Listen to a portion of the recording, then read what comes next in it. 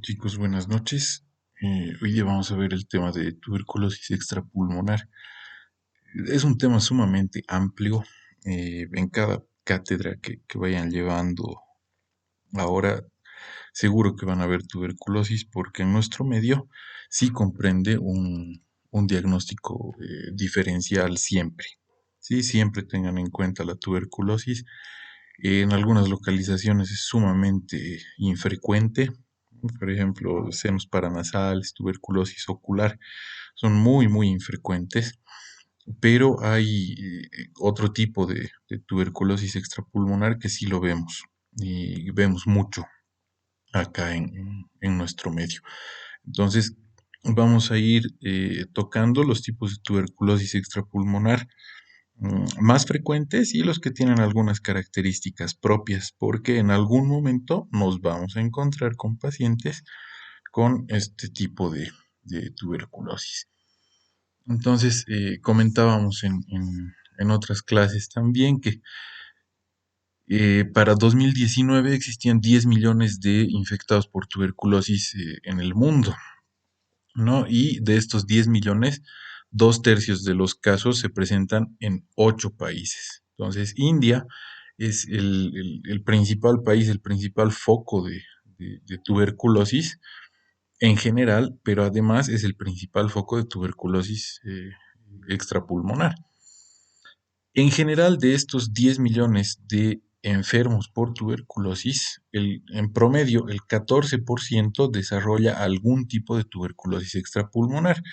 De acuerdo a la bibliografía que vayan viendo, ustedes fluctúan eh, estos valores, por eso les he traído un promedio en general, 15 a 20% también, de acuerdo a los lugares que vayan leyendo ustedes. Entonces, en la tuberculosis extrapulmonar se presenta con muchísima más frecuencia en pacientes que tienen coinfección tuberculosis con VIH. El 50% de los casos de tuberculosis extrapulmonar corresponde a pacientes que tienen esta coinfección con VIH. La sensibilidad de los cultivos de acuerdo a los tejidos, de acuerdo al tipo de tuberculosis, de acuerdo a cómo se ha podido extraer la muestra, miren, varía muchísimo en cultivo de Lowenstein-Jensen, desde un 12 hasta un 80%, pero siempre teniendo en cuenta que este cultivo tarda 8 semanas, o sea, 2 meses en ser reportado, ¿no? Entonces es mucho tiempo. Hay casos de tuberculosis extrapulmonar que son muy graves, así que muchas veces no podemos esperar a tener el cultivo, ¿no? Entonces, mediante datos indirectos y sospecha clínica es que tenemos que iniciar el tratamiento, como vamos a ir viendo en algunos casos. Entonces, se calcula que ha habido aproximadamente 1.050.000 casos nuevos de tuberculosis extrapulmonar en el mundo y de estos 350.000, o sea, el 30% más o menos de los casos se han dado en India. He tomado este ejemplo de India porque tiene unas características socioeconómicas, vamos a decir, similares a nosotros. Entonces, nuevamente cuando lean epidemiología van a ver que estos porcentajes que yo les estoy presentando varían muchísimo, ¿sí? Si ustedes leen bibliografía de España, por ejemplo, varían mucho estos porcentajes, en Estados Unidos varían, Colombia, que tiene buenos reportes, también varían estos porcentajes. Entonces yo les estoy presentando los de India porque como tienen más casos, entonces se puede estudiar, entre comillas, un poco mejor lo que es la tuberculosis extrapulmonar. Entonces, la forma más frecuente de tuberculosis extrapulmonar se da en los ganglios linfáticos, o sea, la tuberculosis ganglionar. En segundo lugar está la tuberculosis pleural y bueno, los otros porcentajes varían, ¿no? En algunos lugares los articulares están en tercer lugar, eh, y bueno, van variando bastante los porcentajes, ¿no? De todas maneras, lo que sí coincide en todas las bibliografías es que la tuberculosis del sistema nervioso central, si bien presenta un porcentaje pequeño, lo van a encontrar en el 5% aproximadamente en la mayoría de los lugares que vean, es la más grave. Y esta, por ejemplo, es una de las indicaciones de iniciar el tratamiento ante sospecha y no estar esperando a poder confirmar el diagnóstico. Entonces, una tuberculosis extrapulmonar eh, requiere cierto grado de inmunosupresión. El paciente casi siempre tiene algunos factores de riesgo, ¿no? Para presentar tuberculosis extrapulmonar. Una persona con un sistema inmune sano, indemne, es difícil que desarrolle una tuberculosis extrapulmonar, aunque también se dan casos, ¿no? Entonces, lo que se requiere para que una persona desarrolle tuberculosis extrapulmonar es que esté inmunosuprimida, ¿sí? Y nuevamente se comenta la coinfección con el virus de la inmunodeficiencia humana. La coinfección, tuberculosis y, y, y con VIH eh, da paso a que existan, bueno, una serie de complicaciones y entre esas destaca mucho la tuberculosis extrapulmonar. Otras causas de inmunosupresión, pacientes que estén tomando medicación crónica de corticoides, otro tipo de inmunosupresores, pacientes con lupus, pacientes que han sido sometidos a algún tipo de trasplante de células hematopoyéticas, trasplantes renales, etcétera, que requieren medicación e inmunosupresión crónica. Pacientes con alcoholismo también están predispuestos, pacientes con hábito tabáquico importante también. Sabemos que la tuberculosis es una enfermedad que predomina en regiones pobres, ¿no? Entonces ahí está el caso de India, el caso de muchas regiones de Latinoamérica y de nuestro país especialmente. Pacientes de raza negra se ha visto que por temas inmunológicos están más predispuestos también a desarrollar este tipo de tuberculosis. Y bueno, pacientes que están cursando cirrosis también están predispuestos. La fisiopatología no es muy difícil de entender, ¿no? Pero lo que sí debemos tener en cuenta es que prácticamente siempre, por no decir siempre, existe una tuberculosis pulmonar primaria, ¿sí? De ahí, bueno, por vía hematógena o por nódulos linfáticos se disemina la infección al órgano que llegan los bacilos, llegan los macrófagos también, fagocitan a los bacilos y dentro de los macrófagos se van multiplicando los bacilos, ¿no? Hasta que en cierto punto llegan ya varios macrófagos, empiezan a fagocitar a todos y mientras están eh, replicando los bacilos, el cuerpo logra encapsularlos, ¿no? Y es aquí donde se forman los granulomas. Los bacilos están al medio, al centro, que van a ir formando la necrosis caseosa. Después está el anillo de linfocitos y finalmente los macrófagos activados, ¿no? Que llegan a formar las células multinucleadas. Entonces, la tuberculosis es la principal enfermedad granulomatosa. Aquí están los granulomas, ¿no? Y es la enfermedad granulomatosa por excelencia. Entonces, van a encontrar tablas de estas en todo lado. Cada tipo de tuberculosis tiene ciertas manifestaciones clínicas, puede complicarse de manera distinta. Hay complicaciones que son más frecuentes, hay complicaciones que son raras también, pero vamos a ir hablando un poco especialmente de todas estas que se presentan en la tabla. En esta otra tabla están formas ya más infrecuentes, ¿no? Pero que pueden llegar a ser graves. Por ejemplo, una pericarditis tuberculosa puede llegar a ser sumamente grave y mortal, ¿no? Pero bueno, son casos muy raros. Así que vamos a ir tocando los principales. Pasamos a la forma de tuberculosis extrapulmonar más frecuente, que es la tuberculosis ganglionar, ¿no? Entonces, ¿por qué se caracteriza? Se caracteriza por un aumento de volumen de los ganglios linfáticos y La localización más frecuente por mucho son los ganglios linfáticos cervicales y los supraclaviculares. En niños, por ejemplo, el bacilo, si bien ingresa hasta los pulmones, se quedan algunos bacilos, por ejemplo, en las amígdalas y pasan a los ganglios mediastinales y a partir de los ganglios mediastinales es que ascienden hacia, hacia el cuello, ¿no? Pero en, en- en adultos es a partir de una tuberculosis primaria en pulmones, ¿no? Que llegan a los ganglios linfáticos y bueno, es de ahí que se diseminan hasta el cuello. Es lo que se llama la escrófula, ¿no? Antes, hace varios siglos, se llamaba el mal del rey, ¿no? Porque iban algunos pacientes así con estas características, con ganglios linfáticos cervicales inflamados, y se decía que con un toque del rey curaban, ¿no? Y algunos pacientes sí lo hacían, y es por eso que se ha mantenido esta creencia durante por lo menos 2 siglos. ¿Y qué es lo que pasa?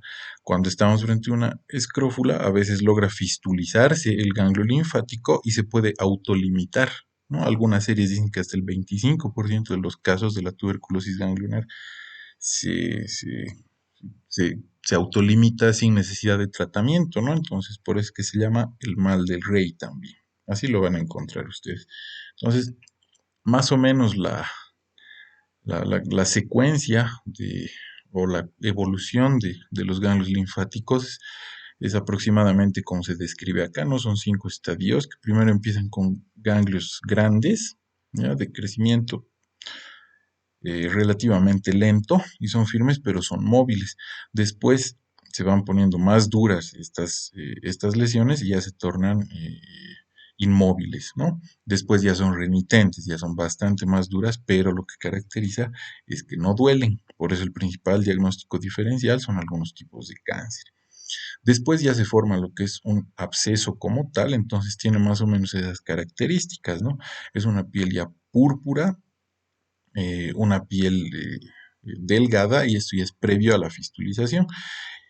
Y en algunos casos, cuando no se hace tratamiento, bueno, cuando el diagnóstico se hace de manera tardía, ya sea porque el paciente no acudió al médico o porque el médico no ha pensado en que se trata de una tuberculosis, llega a fistulizar el ganglio linfático, ¿no? Y es aquí donde sí puede haber eh, una, una autolimitación de la enfermedad. Entonces, esto cuando ya hay fístula, eso es lo que se llama propiamente escrófula, ¿no? Entonces, más o menos, esta es la evolución clínica de los ganglios linfáticos.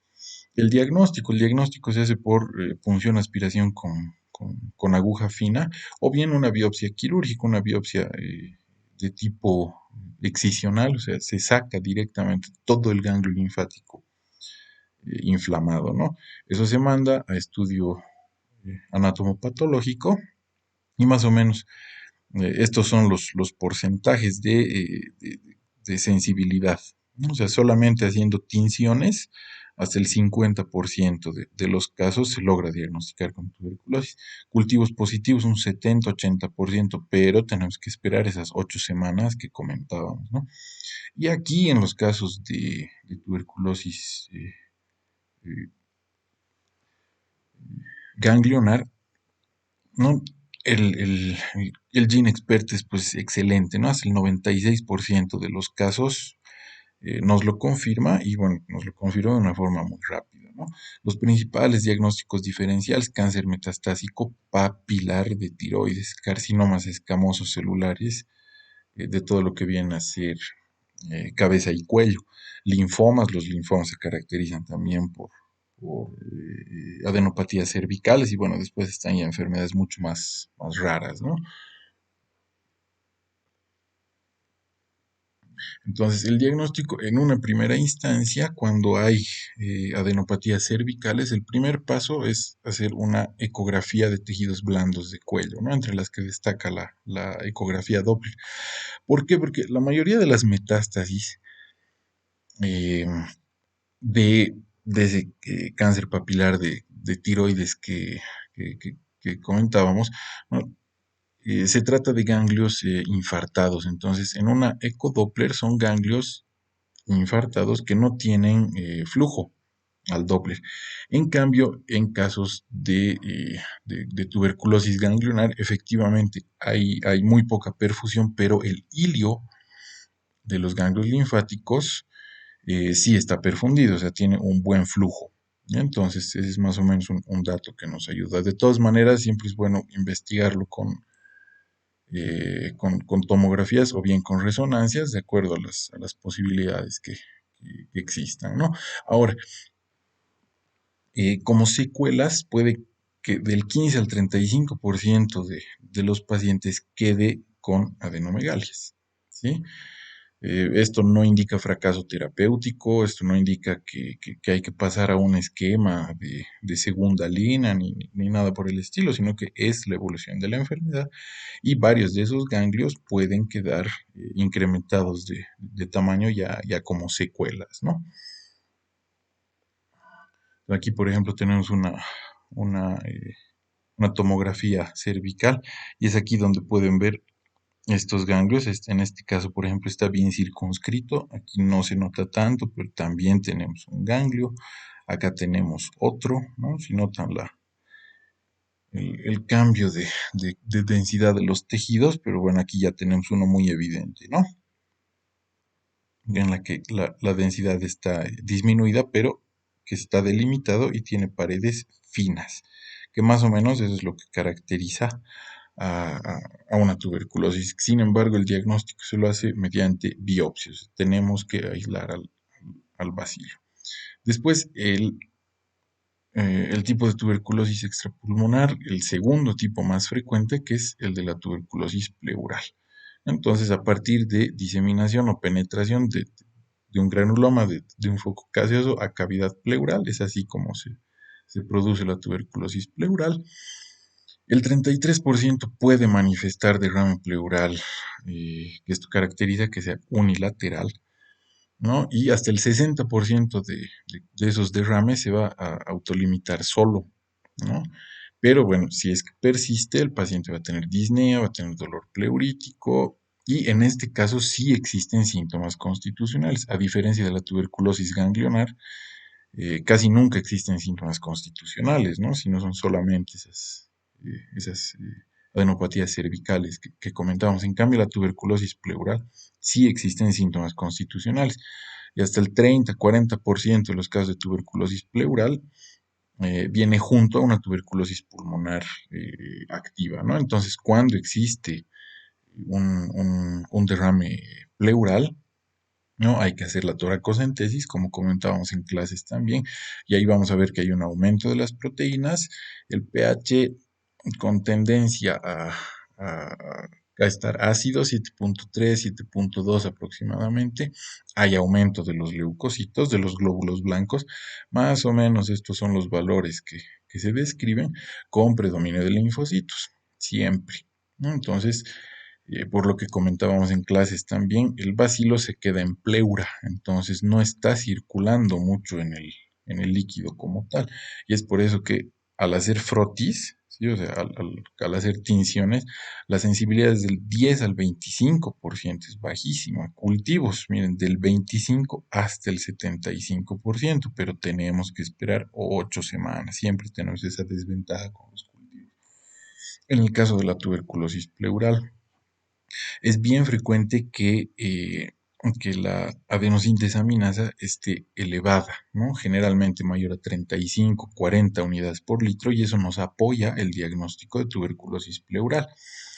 Pero si esta enzima está normal o bien disminuida, casi se excluye el diagnóstico de tuberculosis pleural. Es bien importante, ¿no? Y como comentábamos en otra clase también, el GeneXpert tiene una sensibilidad muy baja, menos del 50%, entonces no tiene una utilidad clara en la tuberculosis pleural. El diagnóstico finalmente se hace mediante biopsia pleural. Si existe la posibilidad de una toracoscopía, mucho mejor, ¿no? Entonces, una tuberculosis pleural que no se trate se va a complicar, ¿sí? Y cuando ya llega a ser un empiema tuberculoso, ahí estamos en problemas. ¿Sí? ¿Por qué? Porque pueden formarse fístulas broncopleurales, que son cuadros severos, En la placa de tórax vamos a ver niveles, hay hidroneumotórax, paredes gruesas y bueno, son casos bien difíciles de tratar, ¿no? Cirugía torácica tiene que verlos, es complicado. Como secuelas, ya si es que logra tratarse este empiema tuberculoso, como secuelas queda fibrosis y calcificaciones pleurales que nos provocan neumopatía restrictiva. Dios, es una pleura tan dura que no deja que el pulmón se pueda expandir de una buena manera, así que a veces hay que hacer decorticaciones, demás, y el tratamiento suele ser quirúrgico. Son casos sumamente complicados, a veces tienen que dejar drenajes permanentes, bueno, es difícil. Entonces, una tuberculosis pleural, especialmente en nuestro medio, siempre tenemos que pensar, porque si la tratamos de forma temprana, seguramente vamos a evitar especialmente esta complicación, el empiema tuberculoso. El tercero en frecuencia, con lo que les comentaba antes, es la tuberculosis abdominal, que más propiamente es la gastrointestinal, ¿no?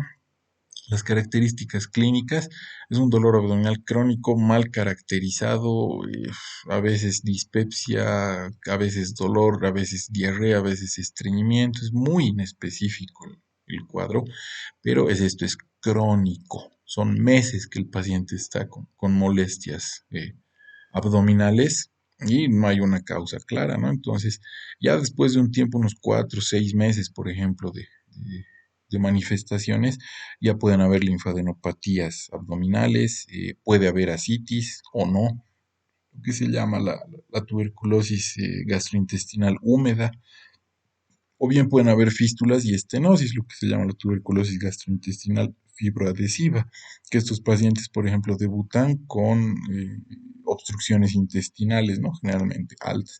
Se pueden formar abscesos, también se pueden formar abscesos tuberculosos. De todas maneras, en la tuberculosis gastrointestinal, las localizaciones más frecuentes y por mucho son el íleon terminal y el ciego. Por lo tanto, tenemos que diferenciar de la enfermedad de Crohn, que es el principal diagnóstico diferencial. La enfermedad de Crohn afecta también al íleon terminal, especialmente, y bueno, el tratamiento de esta enfermedad es con inmunosupresores, mientras que el de la tuberculosis es eh, eh, con, con antibióticos, ¿no? Entonces cambia pues totalmente la conducta, a veces es muy difícil hacer el diagnóstico, ¿no? De todas maneras, buena parte de las tuberculosis gastrointestinales acaban en quirófano, ¿no? No necesariamente porque haya algo agudo, por alguna urgencia, ¿no? Sino para llegar a un diagnóstico. O sea, muchas veces con tomografías, con resonancias, no se puede llegar al diagnóstico. Entonces, bueno, a veces se hacen lo que se llaman las laparotomías exploratorias. Y bueno, a partir de algo anormal que se ve ahí dentro de la cavidad, se hacen las biopsias, ¿no? Ahora, el diagnóstico debería hacerse mediante biopsia, bueno, prácticamente siempre, cuando existe ascitis, cuando hay esta tuberculosis gastrointestinal húmeda, la misma característica, ¿no? Adenosín desaminasa elevada en el líquido ascítico, mayor a 35, generalmente esos valores.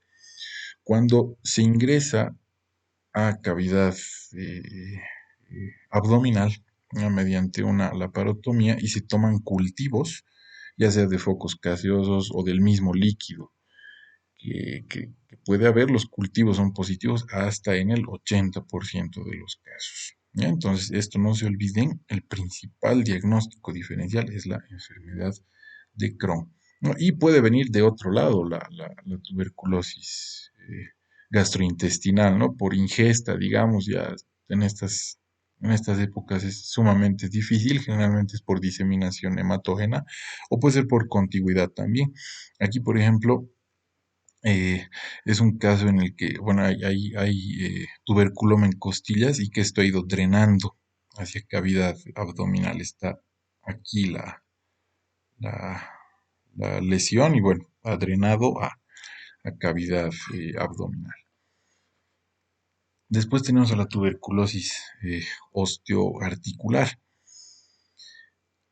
No es tan frecuente la tuberculosis de este tipo, pero puede dar nuevamente cualquier tipo de manifestación. Osteomielitis, la espondilitis, a lo que se llama el mal de Pot, ¿no? Que este mal de Pot corresponde al 50%, o sea, a la mitad de todas las tuberculosis osteoarticulares. Mal de Pot tenemos aquí, hay varios casos de mal de Pot aquí en Bolivia, aquí en La Paz.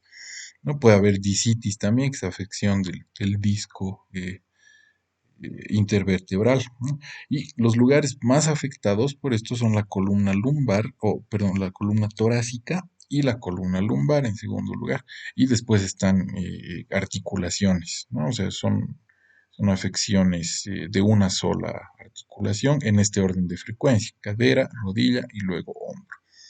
Entonces, la tuberculosis osteoarticular sí presenta síntomas constitucionales y se va caracterizando por alguna masa, ¿sí? Que ya provoca alteraciones de los movimientos, deformaciones, cifosis, dependiendo de qué lugar de la columna afecte, ¿no? El diagnóstico se hace mediante imagenología en una primera instancia, ¿no? Tomografía, una resonancia magnética mucho mejor para ver tejidos blandos, y hay que biopsiar esas lesiones y mandarlas a cultivo también, ¿no? Entonces, el principal diagnóstico diferencial de un mal de POT, o sea, de una espondilitis, son infecciones piógenas, que estas generalmente están producidas por cocos gram positivos, Staphylococcus aureus especialmente. ¿Qué cosa las diferencia? Primero, que las infecciones piógenas afectan por mucho, mucho más a región lumbar. Además que en infecciones piógenas hay gran afección y afección temprana, además, de los discos intervertebrales, a diferencia de la tuberculosis, ya que afecta más a los cuerpos vertebrales, pero respeta por lo menos durante unas 3 4 semanas a los discos intervertebrales, ¿no? Entonces sí tienen algunas diferencias, pero es importante mencionar, así que el principal diagnóstico diferencial son infecciones piógenas del mal de Pot, pero también cuando existen infecciones de articulaciones grandes, ¿no? Entonces, por ejemplo, aquí podemos ver cómo se ha afectado todo el cuerpo vertebral y los tejidos circundantes, que se nota aquí bastante bien, ¿no? Y aquí ya en una resonancia magnética de la columna, se puede ver que hay toda esta afectación que es bastante grande, pero solamente hay un disco articular que está afectado. Los otros discos articulares, o bueno, discos intervertebrales propiamente, no están afectados, ¿no? Entonces, este es un caso de mal de Pot con las características que les comentaba previamente. Mal, la tuberculosis osteoarticular puede afectar cualquier eh, articulación, ¿no? Y aquí, por ejemplo, en otra resonancia vemos como hay una alteración del tejido sinovial bastante importante, ¿no? Que es heterogéneo además. Miren este realce del tejido sinovial, que es totalmente heterogéneo, ¿no? Aquí afectando el cóndilo. Miren esto, comparen con este otro cóndilo femoral. Entonces, cualquier articulación puede estar afectada en una tuberculosis. Pasamos a la tuberculosis genitourinaria, que son casos raros también, pero cuando se presentan pueden ser graves, ¿no? Especialmente en la parte genital. Es una de las causas de esterilidad permanente, ¿no? Entonces son casos infrecuentes, pero cuando se presentan tenemos que actuar rápido también. De todas maneras, en todo lo que engloba el término tuberculosis genitourinaria, la más frecuente es la tuberculosis urinaria propiamente, y de estas la más frecuente es la tuberculosis renal. Puede haber ureteral, que son casos muy raros, puede haber tuberculosis vesical también, pero son casos raros nuevamente, ¿no? Entonces, clínica es un paciente con falla renal crónica que no se sabe por qué, se da en pacientes jóvenes también, que empiezan con dolor lumbar, disuria, hematuria y también se acompaña de síntomas constitucionales. la tuberculosis urinaria, ¿no? La tuberculosis renal, que es de la que estamos hablando ahora. Entonces, hay un foco pulmonar primario, hay diseminación hematógena, el bacilo llega hasta los riñones y ahí puede permanecer latente pues 5, 10, 15 años incluso. Por eso la tuberculosis renal es considerada de presentación tardía, porque el bacilo se queda ahí latente, quiescente en el riñón, hasta que en algún momento ya empieza como una enfermedad propiamente, ¿no? Esto esta característica es bien importante porque si bien existe eliminación de bacilos a través de la orina, es intermitente, ¿no? Y esto es muy importante para el diagnóstico. Enseguida les voy a comentar, ¿no? La sospecha viene cuando se presenta la tríada de Colombino, ¿no? Esto es piuria, abacteriuria y orina ácida, ¿no? Esta es la tríada propiamente. ¿Puede haber hematuria? Sí, pero la hematuria también puede estar ausente, ¿no? Entonces, son pacientes que vienen con datos de infección urinaria, tienen cultivos negativos, no responden al tratamiento de una infección urinaria común, ¿no? Entonces algo está pasando y en el examen general de orina vemos esto, ¿no? O sea, vemos piocitos, hay leucocitos en orina, pero los cultivos son negativos y el pH de la orina está ácido y puede acompañarse también o no de hematuria, pero esta tríada de Colombino puede estar presente hasta en el 90% de los casos. Así que esta tríada es sumamente importante y es una gran sospecha diagnóstica para una tuberculosis renal. Entonces, en una sola muestra de orina, haciendo tinciones, pueden haber bacilos, pero eso les recalco nuevamente. La eliminación de los bacilos es intermitente, o sea, pues 2 días sí, un día no, 2 días seguidos, 3 días seguidos, entonces sumamente irregular, ¿ya? La eliminación de bacilos a través de la orina. Es por eso que hay dos métodos que son hasta cierto punto efectivos para el diagnóstico, que uno es el cultivo en orina de 24 horas, pero hay otra que se ha visto que ha dado mejores resultados, que es cultivar durante 3 días seguidos la primera orina de la mañana. ¿Sí? Ahí se ha visto que hasta el 90% de los casos pueden ser diagnosticados mediante este último método, ¿no? Entonces, 3 cultivos propios para tuberculosis de 3 días seguidos de la primera orina de la mañana, ¿no? Y después tenemos este otro método solamente en pacientes con VIH, en los que se sospecha una tuberculosis renal, ¿no? En pacientes con VIH los cuadros son atípicos, tienen manifestaciones poco frecuentes, entonces en pacientes VIH positivos que hay sospecha de tuberculosis renal, mientras estamos esperando el resultado de los cultivos, se solicita el lipoarabino manano en orina. Su sensibilidad es alrededor del 50%, incluso menor, ¿no? Pero bueno, es casi inmediato este resultado, así que solo en pacientes portadores de VIH. Y finalmente pasamos a lo que es la tuberculosis del sistema nervioso central, ¿no? Aquí en el reporte que yo les traigo, 2% en la mayoría de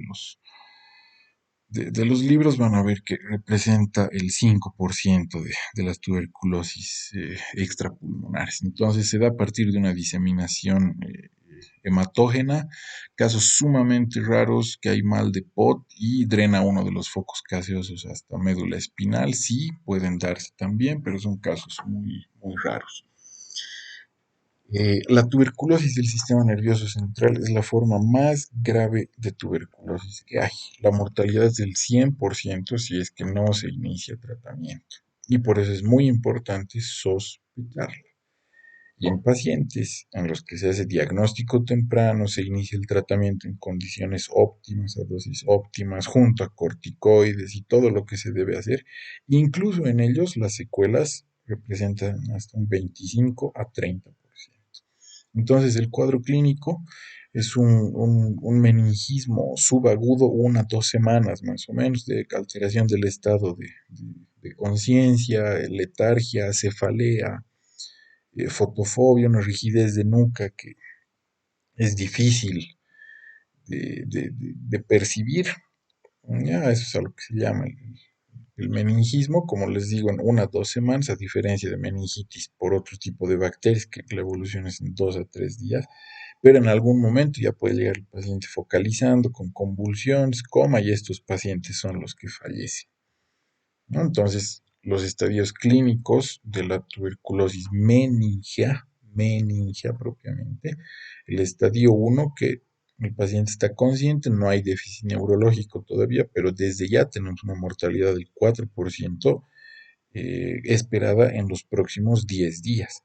Cuando ya tenemos un estadio 2, ¿no? Que ya hay disminución del estado de conciencia, ya tenemos ciertos déficits neurológicos, ¿no? Monoparesias, por ejemplo, hemiparesias o parálisis de los pares craneales, generalmente de los pares craneales oculares, o sea, el 3, 4 y el 6.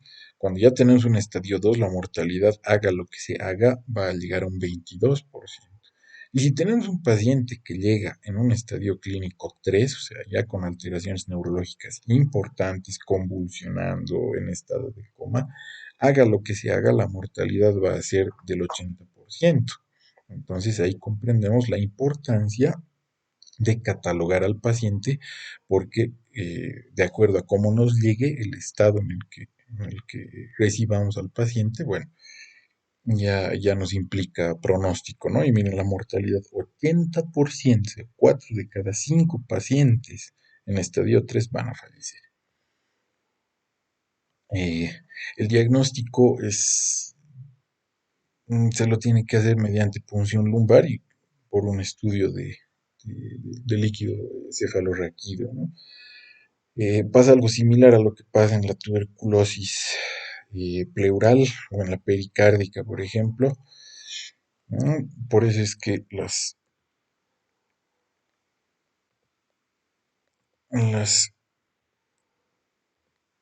entonces, los frotis solamente tienen una sensibilidad del 33%, es bastante baja. El cultivo sí es bastante sensible, obviamente es muy específico, pero tenemos que esperar 8 semanas, por lo menos 4 hasta el primer reporte y hasta eso el paciente ya habrá fallecido, ¿no? Entonces no podemos estar esperando el resultado del cultivo. Y aquí nuevamente la utilidad de la adenosina desaminasa que está elevada en buena parte de los casos de la meningitis tuberculosa, ¿no? Una sensibilidad del 81%. Alguna bibliografía dice por encima de 9.5 o de 9, ¿no? Hay otras que tienen valores más altos, 15, 20, bueno, es de acuerdo a la bibliografía, pero en general quedamos que de acuerdo al parámetro del laboratorio, la adenosina esté elevada. Eso nos apoya el diagnóstico de tuberculosis meningia, ¿no? Y en este caso sí sirve el GeneXpert, una sensibilidad del 80.5%. Entonces, en las muestras, enviar una muestra a ADA y una muestra a GeneXpert, más o menos el 90% de los casos los vamos a obtener ya diagnosticados en el día. Entonces, en el líquido cefalorraquídeo, en el examen citoquímico, ¿qué es lo que hay? Pleocitosis, hay aumento de glóbulos blancos con un predominio linfocitario de hasta 1000 células, describen algunos libros. Las proteínas en el líquido cefalorraquídeo van a estar elevadas, ¿no? El valor normal es de 45, así que más o menos se calcula entre 100 hasta 800 miligramos de cilitros en casos de tuberculosis. Y la glucosa en líquido cefalorraquídeo que va a estar normal o va a estar levemente disminuida, ¿no? Entonces, hagamos lo que hagamos, o sea, se haga un buen tratamiento, tengamos todos los medicamentos a disposición, hagamos un diagnóstico temprano, haga lo que se haga, hasta el 25 a 30% de los pacientes van a quedar con algún tipo de secuela neurológica y lamentablemente la mayoría son secuelas neurológicas graves. Entonces, aquí podemos ver, por ejemplo, un engrosamiento meningio. Esto ya ha provocado que que se obstruya, ¿no? El agujero de Monroe, y esto ha desencadenado que exista una hidrocefalia, ¿no? Una hidrocefalia obstructiva. Aquí están los ventrículos laterales muy aumentados de tamaño, y aquí en esta secuencia, que es una T1, podemos ver además el edema periventricular que hay, que son estas imágenes de acá, ¿no? Que nos están indicando una hidrocefalia obstructiva. Y esta es una de las principales complicaciones que tiene la tuberculosis meningia, ¿no? O sea, formar hidrocefalia por obstrucción, ya sea de los agujeros propiamente, en casos ya un poco más avanzados, ¿no? O bien por obstrucción solamente de los espacios subaracnoides. Y la segunda forma más frecuente de tuberculosis del sistema nervioso central son los tuberculomas, ¿no? O sea, son granulomas, son focos de, de, de calcium que se forman en cualquier lugar del sistema nervioso central, pero lo más frecuente es que estos tuberculomas sean cerebrales.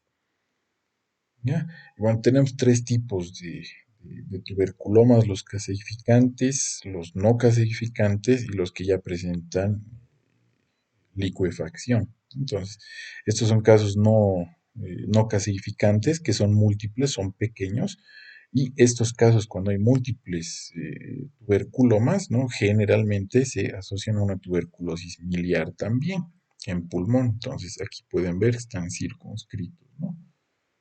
Hipointensos en T1, cuando son no caseificantes, son también levemente hipointensos en T2, ¿no? Pero bueno, lo importante es que son pequeños, ¿ya? Están diseminados, pueden ser bilaterales también, pero no presentan gran edema perilesional, que eso los diferencia de abscesos por casos, por ejemplo, de abscesos cerebrales en casos de endocarditis. Por dar un ejemplo, en la tuberculosis no existe un edema muy importante, ¿no? Pero bueno, aquí tenemos otro caso que ya son casos más severos, pueden provocar infartos cerebrales también, porque provocan trombosis de las venas cerebrales. Y bueno, son difusos, ¿no? Bilaterales, y las localizaciones generalmente en ganglios de la base sí tienen predominancia por ahí, pero en cualquier lugar del cerebro pueden darse lóbulos temporales, etcétera, ¿no? Pero pues, vean aquí las diferentes imágenes. Y ya cuando tenemos un tuberculoma eh, con licuefacción central, esta es la característica, ¿no? O sea, hay un anillo periférico. Como ven aquí, la intensidad de las imágenes es distinta. O sea, aquí ya hay licuefacción y hay una necrosis importante, pero a pesar de eso, el efecto, o sea, el edema perilesional es leve. ¿Sí? Si esto fuera un absceso por alguna otra bacteria, es pues importante todo el edema periférico a la lesión, cosa que no ocurre acá. Aquí tenemos uno que tiene más efecto de masa, que ya está provocando compresión del ventrículo lateral, por ejemplo, y aparte de estas lesiones, tenemos incluso en otros estadios otros tuberculomas que son más pequeños también. Entonces, cuando ya tenemos un tuberculoma, y es en especial de estas características, además de otros pequeños, ¿no? Que están diseminados, bueno, obviamente el pronóstico va a ser muy malo. Así que hemos abarcado las principales formas de tuberculosis extrapulmonar, dando algunas perlas, algunos datos que llaman un poquito más la atención, pero bueno, la tuberculosis puede afectar absolutamente a cualquier órgano del cuerpo. Entonces, aquí vamos a hablar solo un poquito de las generalidades del tratamiento para la tuberculosis extrapulmonar. Y esto está dirigido hacia nuestra población, ¿no? Cuando tenemos, por ejemplo, lugares, países de primer mundo, más que nada, el reporte de resistencia a los fármacos antituberculosos es menor del 4%. Entonces, si ustedes ven bibliografía española, estadounidense, o bueno, países de primer mundo, van a ver que las pautas más bien casi todas son de solo 6 meses. Y en el caso de tuberculosis del sistema nervioso central, ahí sí recomiendan de 9 a, a 12 meses de tratamiento. Pero para nuestro medio, ¿sí? Que tenemos un índice de resistencia a los antituberculosos mayor al 4%, las pautas en general son más prolongadas. Prácticamente todas las tuberculosis extrapulmonares se van a tratar por lo menos por un lapso de 9 meses. Tuberculosis del sistema nervioso central, buena parte se van a tratar por lo menos durante 12 meses. Ah, Hay casos, sí, en los que sí, 6 meses son suficientes. Por ejemplo, tuberculosis cutáneas, que son casos sumamente raros. Se veía muy, muy poco eso. Pero la tuberculosis ganglionar también, ¿no? Solo 6 meses son necesarios de tratamiento. Ahora, como pauta, o sea, que puede extenderse, puede, pero en general son solo 6 meses. Sin embargo, lo que quiero que quede claro acá es que casi todas las tuberculosis extrapulmonares tienen que tratarse por lo menos por 9 meses. Algunos casos requieren mayores dosis de fármacos antituberculosos, sí, por la penetración, ¿no? Si estamos frente a un foco gaseoso y tenemos que los bacilos están justo al medio de los granulomas, entonces va a ser muy difícil que lleguen los medicamentos hasta ahí, ¿no? Entonces, especialmente en casos de tuberculosis del sistema nervioso central, ahí vamos a necesitar mayores dosis. La isoniazid y la piracinamida, por ejemplo, penetran muy bien al líquido cefalorraquídeo, pero la rifampicina y el etambutol no. Entonces, por lo menos el primer mes, junto al uso de corticoides, en el caso de tuberculosis del sistema nervioso central, se recomienda aumentar las dosis de los antituberculosos. El seguimiento tiene que ser estricto, ¿sí? Con todas las imágenes que han visto, hay pues destrucción del tejido circundante, ¿no? Entonces, una tuberculosis en cadera, por ejemplo, en rodilla, bueno, pueden dejar secuelas importantes, ¿no? Tuberculosis, el mal de Pot, entonces podemos tener pacientes que, bueno, hasta compresiones medulares pueden haber por un mal de Pot, ¿no? Entonces, el seguimiento sí tiene que ser bien estricto. ¿Por qué? Porque son pautas de 9 meses, ¿no? O sea, son tratamientos sumamente largos, entonces la posibilidad de que el paciente abandone el tratamiento también es alta. Y como saben, cuando hay abandono del tratamiento, tenemos mucha más posibilidad de que exista resistencia, ¿no? Que eso nos empeora el cuadro. Y otra de las generalidades en el tratamiento de la tuberculosis extrapulmonar es que en algunos casos pueden asociarse corticoides, ¿no? Por ejemplo, ¿no? Como dice acá, de forma casi obligatoria en tuberculosis del sistema nervioso central, mantener el tratamiento con corticoides hasta el segundo mes aproximadamente, ¿no? En especial cuando hay tuberculomas o cuando hay meningitis tuberculosa, en casos de tuberculosis pericárdica, que son casos muy, muy raros, pero pueden provocar pericarditis constrictiva también, ahí se usan corticoides igual. Tuberculosis pleural, no cede el derrame pleural, está cumpliendo las dosis, pero continúa el derrame pleural, o bien no disminuye como quisiéramos, no llega a desaparecer, o bien aumenta, ahí, esa es una de las indicaciones por usar corticoide en la tuberculosis pleural, o bien de acuerdo a la evolución también. En algunos casos de tuberculosis ganglionar se tienen que usar corticoides cuando hay mucha inflamación cervical, ya que eso puede ser peligroso, ¿no? Provocando obstrucción de vía aérea, por ejemplo, que son casos raros, pero pueden presentarse, o cuando hay mucho dolor. Recordemos todas las estructuras nerviosas, vasculares que pasan por el cuello. Así que si hay muchos datos de flebosis o mucho dolor en una tuberculosis ganglionar, también pueden usarse los corticoides, ¿no? Al igual que en tuberculosis óseas.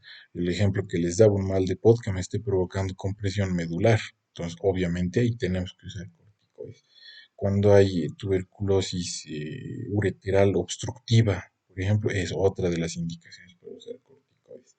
Entonces, en general, como resumen, para el tratamiento de la tuberculosis extrapulmonar son tratamientos más prolongados de 9 meses aproximadamente. aproximadamente. De acuerdo al caso se pueden aumentar las dosis. El seguimiento es más estricto que para la tuberculosis pulmonar y a diferencia de la tuberculosis pulmonar, en la extrapulmonar sí pueden usarse corticoides, pero obviamente adaptando el tratamiento a cada paciente. Listo, chicos, eso sería todo por hoy. Entonces, es un tema amplio, como les digo, tratar de abarcar todos los tipos de tuberculosis extrapulmonar en una sola clase es imposible. Van a ir viendo tuberculosis en cada una de las especialidades que vayan rotando, pero bueno, siempre tenemos que tener en cuenta este diagnóstico. Siempre, siempre aquí en Bolivia, por lo menos.